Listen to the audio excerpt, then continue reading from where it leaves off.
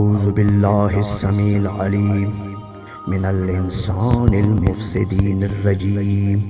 بسم اللہ والحمد للہ رب العالمین الرحمن الرحیم علی کل شیء قدیر الحمد للہ رب العالمین الرحمن الرحیم مالک یوم الدین الصلاة والسلام علی نبی الکریم احسن الکلام کلام اللہ احسن سنت سنت رسول اللہ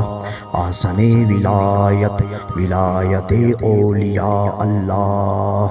لا خوف علیہم ولا هم یحزنون صدق اللہ العظیم۔ کل جہاں کے، کل عالم کے، کل کائنات کے ہر جاندار، ہر انسان، ہر جنات، ہر مخلوق کے لیے میں اللہ وحدہ لا شریک سے دعا گو، سب کی سلامتی کے لیے، سب کی بقا کے لیے، سب کی خوشحالی کے لیے، سب کی آسودگی کے لیے، سب کے لیے برکتوں کے لیے، سب کے لیے رحمتوں کے لیے میرے اللہ سے میری یہی استدعا ہے، میری یہی التماس ہے، میری یہی درخواست ہے۔ میرے اللہ تو ہی مالک ہے، یہ دنیا تیرے فضل و کرم سے گلے گلزار ہو جائے، سرسبز و شاداب ہو جائے، ہر انسان ایک دوسرے سے محبت کرے، ہر جاندار پر ظلم و تشدد ختم ہو جائے تیرے حکم سے، آمین ثم آمین۔ اب میں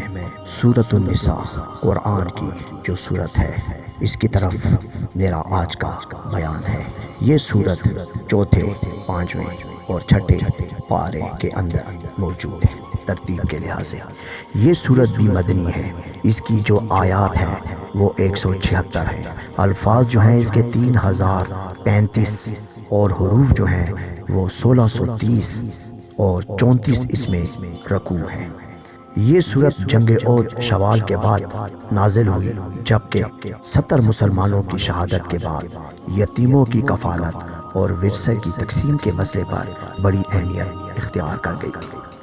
اس کے نزول کا سلسلہ 5 ہجری تک جاری رہا۔ نبی علیہ الصلوۃ والسلام فرماتے ہیں جو شخص سورۃ النساء کی تلاوت کرے گا گویا اس نے اس قدر مال و زر اللہ کی راہ میں دے دیا جتنا کہ سورۃ النساء کے لحاظ سے بطور وراثت ہر مسلمان کا حصہ ہے،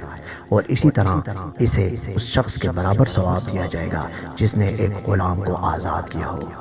اس سورت کی مباحث کو ان حصوں میں تقسیم کیا جاتا ہے: ایمان و عدالت کی دعوت اور بدترین دشمنوں کا بائیکاٹ،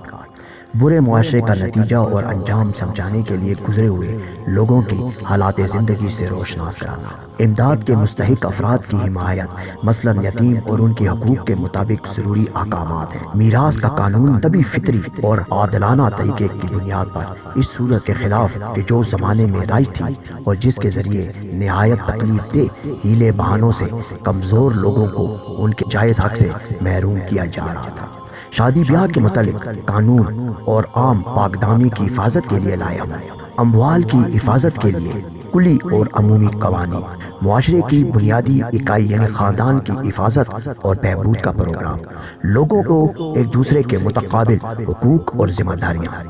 اسلامی معاشرے کے دشمنوں کا تعارف اور ان کے مقابلے کے لیے مسلمانوں کو بیدار رہنے کی تلقین، حکومت اسلامی کے رہبر کی اطاعت اور فرمان برداری، مسلمانوں کو واضح دشمنوں کے مقابلے اور جنگ کے لیے ابھارنا، ایسے دشمنوں کی پہچان جو ڈکے چھپے سازشیں کرتے رہتے ہیں، ہجرت کی اہمیت اور اس کا ضروری ہونا جبکہ فاسد اور برے معاشرے کا سامنا کرنا پڑے، میراث کے متعلق مباحث اور جمع شدہ دولت کی وارثوں میں تقسیم، یہ تھے اس کے اہم نکات اس صورت میں۔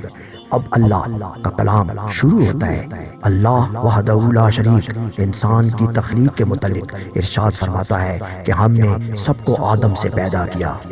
اور روئے زمین پر پھیلا دیا،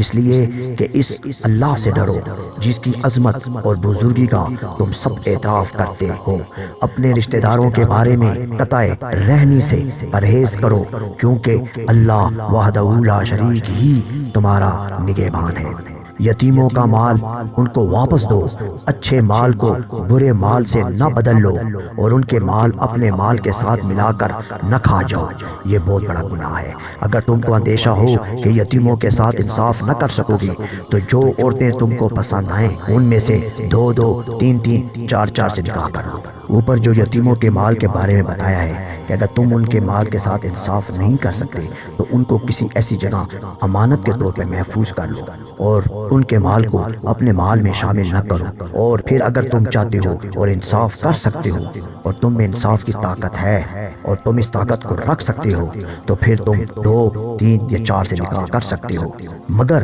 تمہیں اندیشہ ہو کہ ان کے ساتھ عدل نہ کر سکوں گا، یہ بات بڑی غور طلب ہے اور اسی کو سمجھو۔ وہاں پہ تو ایک بات ہو رہی تھی کہ اگر تم میں عورتیں پسند ہیں اور تمہیں پسند آ گئی تو تم 4 نکاح کر لو، مگر اللہ نے آگے بہت ہی سخت تنبیہ کی کہ اگر تمہیں اندیشہ ہے اور تمہیں اس چیز کا پتہ ہے کہ میں ان کے ساتھ عدل نہیں کر سکوں گا تو پھر ایک ہی بیوی کرو، کیوں کہ پھر تم انصاف نہ کر سکو گے تو پھر تمہارے ساتھ بے انصافی کا تم پہ جو الزام یا تم اس کے ملزم ٹھہرائے جاؤ گے اس سے بچنا مشکل ہے۔ اور جو تمہارے قبضے میں آئی ہے بیوی، بے انصافی کے سے بچنے کے لیے اس سے بہت زیادہ انصاف کرو اور اس کے حق کو پہچانو اور عورتوں کے مہر خوش دلی کے ساتھ ادا کرو۔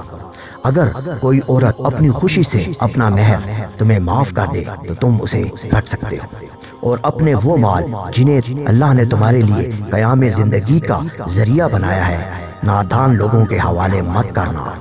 اللہ نے جو تجھے پیسہ، دولت یا مال دی ہے اسے کسی ایسے شخص کے حوالے نہ کرنا جسے نہ سمجھ ہو اور بعد میں تجھے پچھتانا پڑے۔ یتیموں کی آزمائش میں تمہیں پرکھا جائے گا، لہٰذا یتیموں کے بارے میں بہت محتاط رہو اور ان کی حفاظت کرو یہاں تک کہ وہ اگر نکاح کی عمر تک پہنچ جائیں تو پھر تم ان کے اندر اہلیت پاؤ تو ان کے مال کو ان کے حوالے کرو۔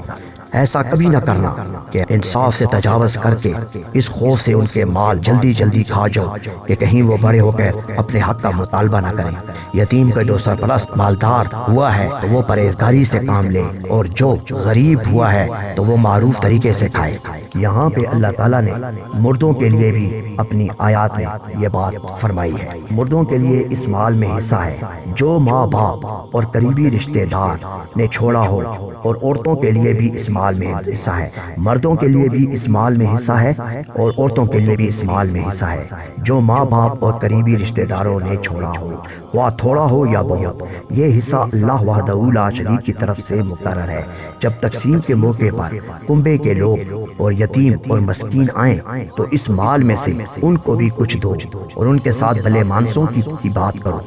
لوگوں کو اس بات کا خیال کر کے ڈرنا چاہیے کہ اگر وہ خود اپنے پیچھے بے بس اولاد چھوڑتے تو مرتے وقت انہیں اپنے بچوں کے حق میں کیسے کچھ اندیشے لاحق ہوتے۔ بس چاہیے کہ وہ اللہ کا خوف کریں اور راستی کی بات کریں۔ جو لوگ ظلم کے ساتھ یتیموں کا مال کھائیں گے وہ دراصل اپنے پیٹ آگے سے بھرتے ہیں اور وہ ضرور جہنم کی بھڑکتی آگ میں جھونکے جائیں گے۔